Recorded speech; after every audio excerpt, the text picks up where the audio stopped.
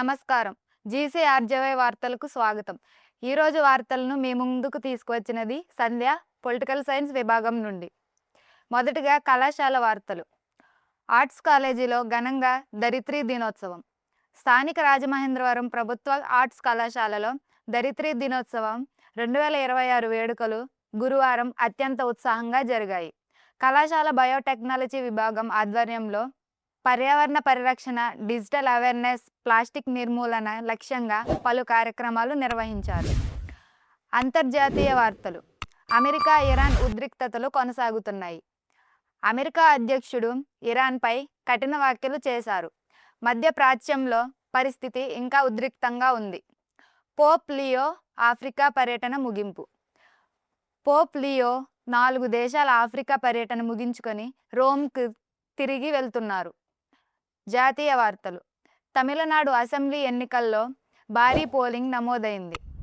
80% పైగా పాల్గొన్నారు.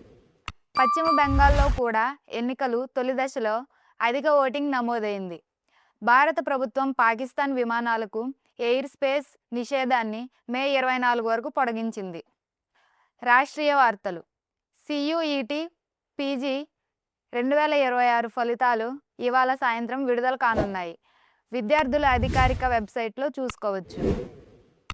క్రీడా వార్తలు. Mumbai Indians versus Chennai super Kings మ్యాచ్లో చెన్నై 103 పరుగుల తేడాతో ఘన విజయం సాధించింది. చెన్నై జట్టులో బౌలర్లు అద్భుత ప్రదర్శన చూపించారు. RCB వర్సెస్ GT మ్యాచ్ బెంగళూరులో ఈరోజు రాత్రి 7:30కి జరుగుతుంది. వాతావరణ వార్తలు. బీహార్, జార్ఖండ్ రాష్ట్రాల్లో తీవ్ర ఎండలు కొనసాగుతున్నాయి. కొన్ని ప్రాంతాల్లో వర్షం వచ్చే అవకాశం ఉందని హెచ్చరికలు ఉన్నాయి. ఢిల్లీలో హీట్ వేవ్ పరిస్థితులు కొనసాగుతున్నాయి. 40 డిగ్రీల సెల్సియస్ పైగా ఉష్ణోగ్రత. ఈ వార్తలు ఇంతటితో సమాప్తం. నమస్కారం.